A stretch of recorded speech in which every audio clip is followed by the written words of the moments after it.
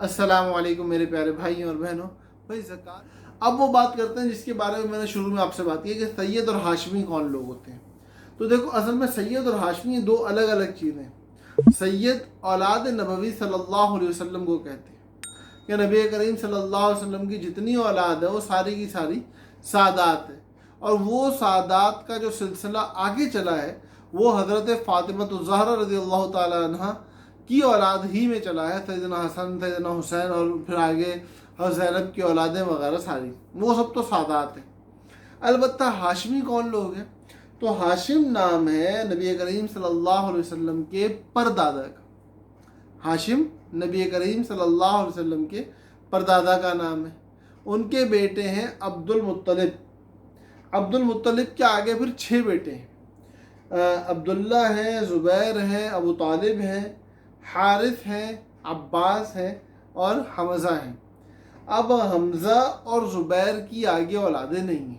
حمزہ اور زبیر کی آگے اولادیں نہیں ہیں، باقی 4 بھائیوں کی آگے اولادیں. تو عبداللہ کے بیٹے جناب نبی کریم صلی اللہ علیہ وسلم اور جناب نبی کریم صلی اللہ علیہ وسلم کی بیٹی حضرت فاطمہ، اور حضرت فاطمہ کی ساری اولاد سادات جو موجود ہے، جو فاطمی ہیں، وہ سارے کے سارے سادات ہیں، ہمارے سر کے تاج. البتہ حضرت ابو طالب کے پھر 3 بیٹے ہوئے. حضرت ابو طالب کے 3 بیٹے ہیں، عقیل ہیں، جعفر ہیں، علی ہیں. حضرت عقیل ہیں، حضرت جعفر ہیں، حضرت علی ہیں. تو اولاد عقیل جو ہے، اولاد جعفر جو ہے، اولاد علی جو حضرت فاطمہ کے علاوہ دیگر اولاد ہے، وہ تمام تر جتنے بھی ہیں وہ ہاشمی ہیں. اسی طرح اولاد حارث اور اولاد عباس، یہ 5 حضرات ہیں جن کی اولادوں کو ہاشمی کہا جاتا ہے. اور ان پر بھی زکوٰۃ کا مال اسی طریقے سے ناجائز ہے جس طریقے سے حضرت فاطمہ الزہرا رضی اللہ تعالیٰ عنہ کی اولاد پہ زکوٰۃ کا مال ناجائز ہے.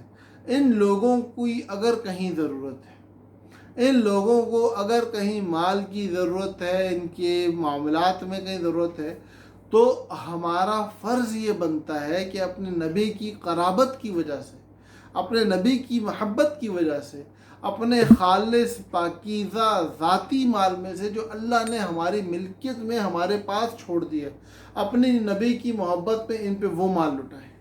ہم وہ مال جو خرچ کرنا لازمی ہے وہی مال ان کو کیوں دیں؟ ہم ان کو اعلیٰ اور پاکیزہ مال دیں. تو میرے پیارے بھائیوں، یہ وہ لوگ تھے جن کو زکوٰۃ دینا ناجائز ہے.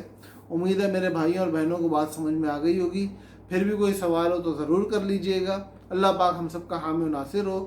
اگلے پیغامات کو دھیان کے ساتھ سنیے گا، کیونکہ اس کے اندر میں زکوٰۃ کے حساب اور ڈیڈکٹیبل لائبلٹیز وغیرہ کے حوالے سے کچھ بات کرنے لگا ہوں. تو دھیان کے ساتھ جڑے رہیں اور ان معاملات کو سیکھتے رہیں. السلام علیکم ورحمۃ اللہ وبرکاتہ.